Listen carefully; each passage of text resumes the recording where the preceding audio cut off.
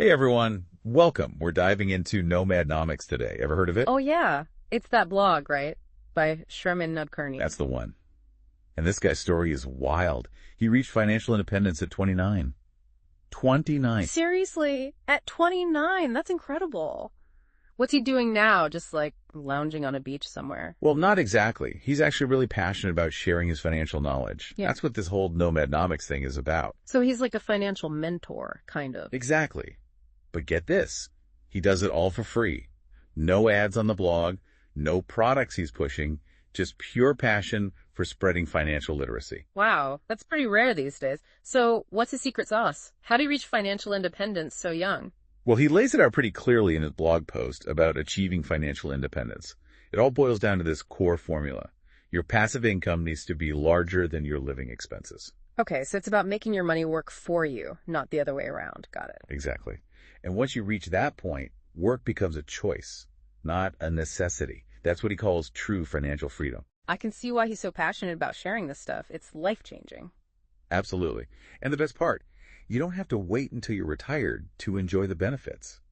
Nudkearney actually lists the top 5 benefits of pursuing financial independence, and they kick in right away. Like, just starting down this path gives you more control over your finances, and that sense of security, well, that's something we all crave, right? Totally. So how does this tie into the whole FIRE movement? Financial independence, retire early. That's actually something Nudkearney challenges.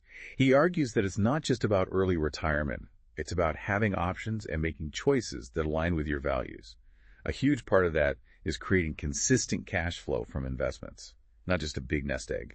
So it's not enough to just save a ton of money. You need to make that money work for you. I like it. So how does he suggest building those consistent cash flow streams? Real estate, dividends.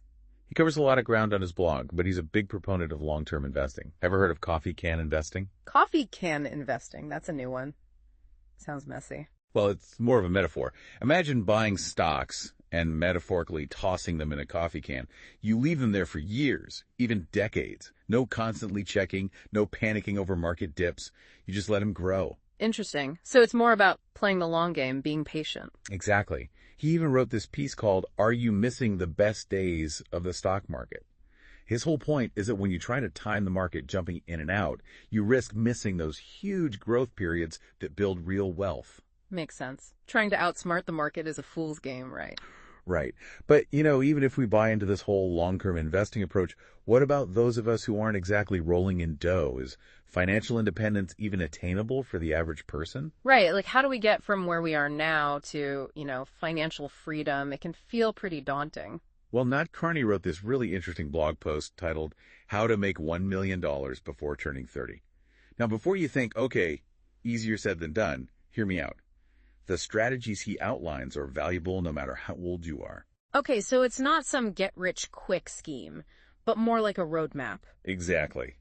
He breaks down what seems like this impossible feat into manageable steps, like setting super clear financial goals, finding ways to boost your earnings, diversifying your income, making those smart investments we talked about, and of course, keeping those expenses in check. So it's really about taking control of your finances, making informed decisions, and being strategic, regardless of your age or how much money you have right now. Exactly. And he doesn't leave you hanging with the technical stuff either. You know how a lot of financial advice is full of jargon and confusing terms? Oh, yeah, totally. It can feel like you need a finance degree just to understand your own money. Right. But Nudkearney does a great job of demystifying all that. Like, he breaks down things like IRR, XIRR, KGR, all those intimidating acronyms. It's like having that friend who's really good at explaining things, making sure you're in the loop. What does IRR even stand for again? It stands for internal rate of return. Basically, it's a way to calculate the profitability of an investment. Right. Okay. So he helps you make sense of those numbers so you can make smarter decisions about where to put your money. Gotcha. Exactly. He's like a personal finance tutor in your pocket. But here's what I really appreciate about Nudkearney's approach. He doesn't just talk numbers and spreadsheets. He also delves into the psychology of money.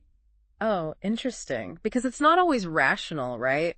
Our emotions can definitely influence our financial decisions, for better or worse. Exactly.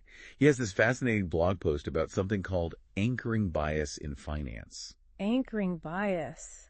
Okay, I'm intrigued. Tell me more. So anchoring bias is this tendency our brains have to latch onto the first piece of information we receive about something, even if it's not relevant or accurate. And this can really mess with our financial decisions. Okay, I think I get it. Can you give me an example? How does this anchoring bias actually play out with money? Sure. Imagine you buy a stock at, say, $50 per share. Then the market takes a dip and that stock drops to, like, $30. Even though all the signs point to the stock price continuing to fall, you might hesitate to sell because you're anchored to that initial price of $50. Ah, I see. You're holding out hope that it'll magically go back up to $50, even if that's not realistic. Exactly. That's anchoring bias in action. And it can prevent us from making rational financial decisions. Wow, I never thought about it that way, but it makes so much sense. Our brains can be our own worst enemies sometimes. It's tough, right? Like, we know we should be thinking about these things, but it's easy to get caught up in the day-to-day. Absolutely. And you know what else falls into that category of important but not always fun to think about? Insurance. Yeah. Insurance, not exactly the most thrilling topic, but definitely essential. Right. But Nadkarni actually breaks it down in a way that makes sense, even for someone like me who's not an insurance expert. Okay, I'm listening. What's his take? What kind of insurance should we be thinking about? Well, he's a big proponent of term life insurance, especially for folks with families or those carrying a mortgage. Term life insurance, right. That's the one that covers you for a set period, like 20 or 30 years, right? Exactly. And that's what makes it so much more affordable than whole life insurance. It's designed to cover you during those crucial years when your family depends on your income most. Makes sense. So he's all about practicality, finding solutions that fit your specific needs and budget. Exactly. He lays out the facts, explains the different options, but he doesn't try to sell you on anything, which I appreciate. It's refreshing. So many financial gurus are out there pushing products. You never know what advice to trust. But it sounds like Nadkarni's really in it for the right reasons, just trying to empower people with knowledge. Right. And that commitment to clarity and empowerment really comes through in everything he does. Yeah. But he also emphasizes that it's not enough to just understand this stuff. You have to actually take action. Oh, absolutely. Knowledge without action is like, well, it's like having a fully loaded toolbox, but never building anything. Exactly.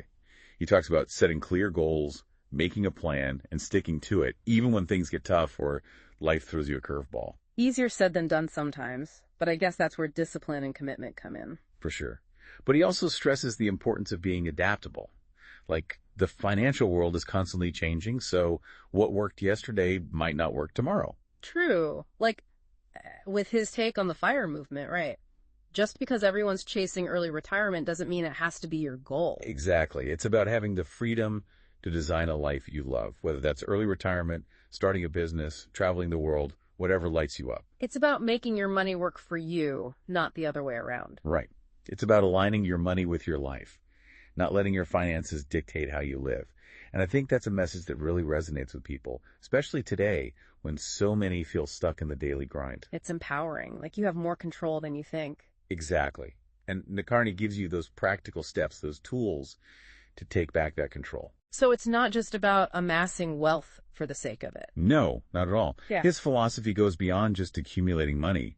It's about using your resources to live a more fulfilling, meaningful life. Now that's what I'm talking about. It's not just about the Benjamins, it's about what those Benjamins allow you to do. Exactly. He talks about using your money to pursue your passions, to support causes you care about, to make a real difference in the world even. It's like your money becomes a tool for positive change, not just a source of personal gain. Right. It's a refreshing perspective.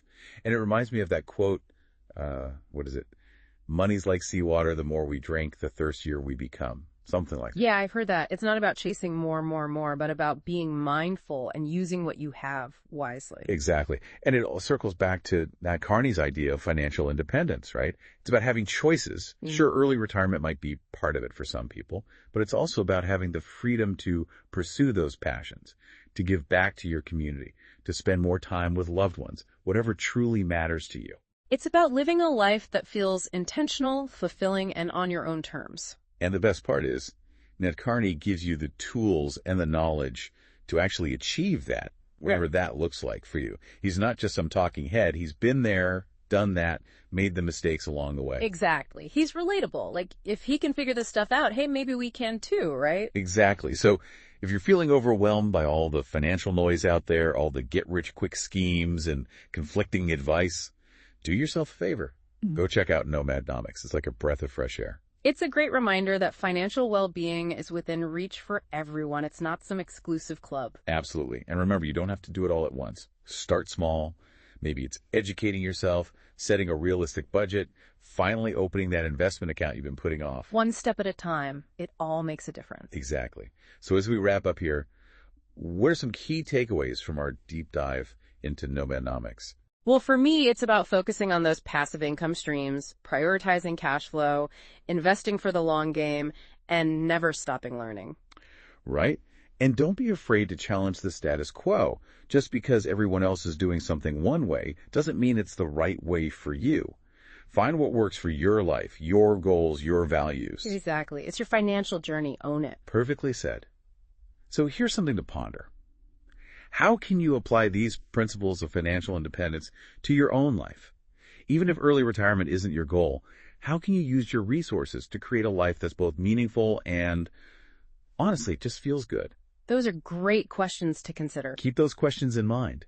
And if you're looking for more practical tips and insights, be sure to check out Nod Carney's blog, Nomadnomics. We'll have links to his site and social media in our show notes. Definitely worth a read. Thanks for joining us on this deep dive into Nomadnomics. Until next time, keep learning, keep growing, and keep striving for that financial empowerment.